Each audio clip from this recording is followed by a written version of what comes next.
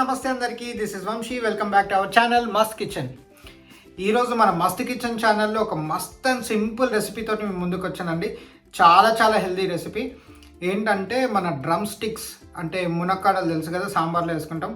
వాటి యొక్క లీవ్స్తో తయారు చేసే పౌడర్ చాలా హెల్దీ. డైజెస్టివ్ ప్రాబ్లం ఉన్న వాళ్ళకి మాత్రం చాలా యూస్ఫుల్ అండి. సో ఇది ఎలా తయారు చేయాలో, మరి దీనికి కావాల్సిన ఇంగ్రీడియంట్స్ ఏంటో చూసేద్దామా? Let's go. ఫస్ట్ మనం ఒక ప్యాన్ పెట్టుకొని దాన్ని ఒక మీడియం ఫ్లేమ్లో హీట్ చేసుకోవాలి. హీట్ చేసుకున్న తర్వాత దీంట్లో ఆయిల్ అస్సలు యూజ్ చేయరు, ఓకేనా? మనము ముల్లంగాకి పొడి చేసేటప్పుడు దీంట్లో అస్సలు ఆయిల్ యూజ్, అన్నీ నార్మల్గానే డ్రైగా ఫ్రై చేసుకుంటాం, ఓకే? సో ఇప్పుడు ముల్లంగాకు డ్రమ్స్టిక్ లీవ్స్ అన్నమాట. ఇవి మంచిగా తీసుకొని కడిగి ఆరబెట్టుకోవాలి. ఒక 2 hours ఆరబెట్టుకున్న తర్వాత వీటిని ఫ్రై చేసుకోవాలి. సో ప్యాన్ హీట్ ఎక్కిపోయింది. దీంట్లో ఒక 2 cups తీసుకోండి. 2 cups ఆఫ్ ముల్లంగాకు బాగా డ్రై అయిపోయి ఇట్లా దగ్గరకు అయ్యేంత వరకు వీటిని మనము కలుపుతూ ఉండాలి. హీట్ కదా, జల్దే ఇక పొడి అయిపోతుంది. ఇది చూడు, మెల్లమెల్లగా అవి డ్రై అయిపోతున్నాయి. ఇది చాలా మెడిసినల్ అన్నమాట. చెప్పాలంటే ఒక హెల్దీ రెసిపీ ఇది. డైజెషన్ ప్రాబ్లం ఉన్న వాళ్ళకి మాత్రం చాలా యూస్ఫుల్ అవుతుంది. 1/2 hourలో అంతా అయిపోతుంది.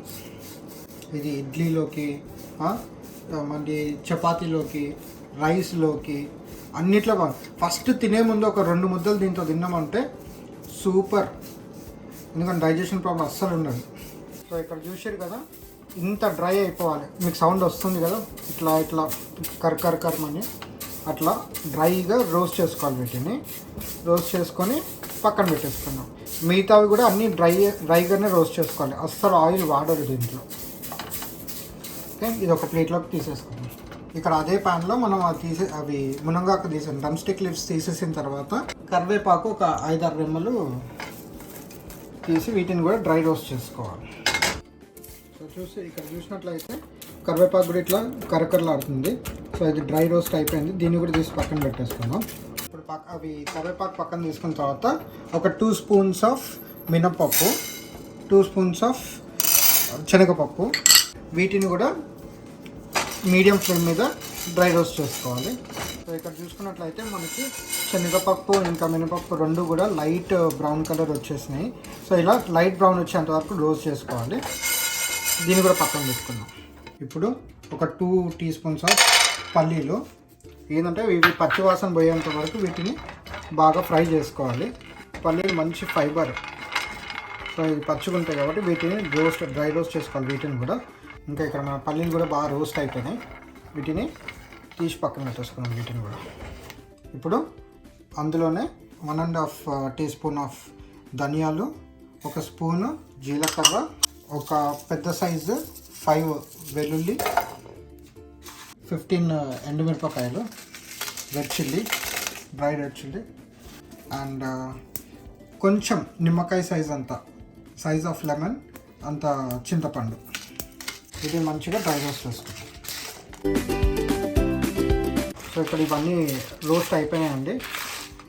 వీటిని కూడా తీసి పక్కన పెట్టుకుందాం, గ్రైండ్ చేసుకుందాం. కాకపోతే కొంచెం చల్లారనివ్వండి, ఎందుకంటే ఎక్కువ హీట్ మీద మనం గ్రైండ్ చేసాం అనుకో మాయిశ్చర్ వస్తుంది అనమాట. సో ఇక్కడ మనం డ్రై చేసుకునే అన్నీ మనం గ్రైండ్ చేసుకున్నాము. ఫస్ట్ ఇవి పౌడర్ చేసుకుందాం. మునంగాకు ఇంకా కరివేపాకు ఫ్రై చేయకముందే వీటిని పౌడర్ చేసుకుందాం. ఇప్పుడు దీంట్లో పల్లీలు, శనగపప్పు, మినపప్పు మనం డ్రై రోస్ట్ చేసి పక్కన పెట్టుకున్నాం కదా, వీటిని కూడా వేసి పౌడర్ చేసుకుందాం. ఇక్కడ మీరు చూసినట్లయితే మరీ ఫైన్ పౌడర్ కాకుండా ఇట్లా దొడ్డుబొడ్డుగా చేసుకోవాలి. అప్పుడే మనం తినేటప్పుడు ఆ టేస్ట్ వస్తుంది. ఇప్పుడు దీంట్లో కరివేపాకు అండ్ ములంగాకు వేసేద్దాం. వీటిని వేసి గ్రైండ్ చేసుకుందాం. నెక్స్ట్ సాల్ట్ మీకు తగినంత, as per your taste, okay? నేను మాత్రం ఒక 1/2 teaspoon వేస్తున్నాను. సో గ్రైండ్ అయిపోయింది. చూడండి, దొబ్బుగా గ్రైండ్ చేసుకోవాలి. దీన్ని మనం ఎయిర్ టైట్ కంటైనర్లో స్టోర్ చేసుకుంటే 20 to 30 days వరకు వస్తుందండి. చూసారు కదండి రెసిపీ, మీ అందరికీ నచ్చిందని అనుకుంటున్నాను. మీరు డెఫినెట్గా ఇంట్లో ట్రై చేయండి. అండ్ అదే కాకుండా మీ నైబర్స్ ఎవరైనా ఉంటే వాళ్ళకి చేసి ఇవ్వండి కూడా. మీరు వాళ్ళకి హెల్ప్ చేసిన వాళ్ళు అంటారు. ఈ రోజుల్లో చాలా మందికి డైజెషన్ ప్రాబ్లం ఉంది. ఇది చాలా చాలా యూస్ఫుల్ అండ్ చాలా హెల్తీ కూడా. రోజు వేడివేడి అన్నంలో తినేటప్పుడు ఒక 2 ముద్దలు దీంతో తింటే మాత్రం ఎలాంటి హెల్త్ ప్రాబ్లమ్స్ రావు. సో చూసారు కదండి రెసిపీ, మీ అందరికీ నచ్చిందని అనుకుంటున్నాను. మీకు కనుక నచ్చినట్లయితే డెఫినెట్గా ఇంట్లో ట్రై చేయండి. ట్రై చేసి అది ఎలా కుదిరిందో అనేది మీ ఫీడ్బ్యాక్ కమెంట్స్ ద్వారా నాకు తెలియజేయండి. అండ్ అదే కాకుండా ఇలాంటి మస్ట్ అండ్ సింపుల్ రెసిపీస్ కోసం please subscribe to our channel must kitchen. మరి నెక్స్ట్ వీడియోలో ఇంకో మస్ట్ అండ్ సింపుల్ రెసిపీతో మళ్ళీ కలుద్దాం. అంతవరకు సెలవు, నమస్కారం.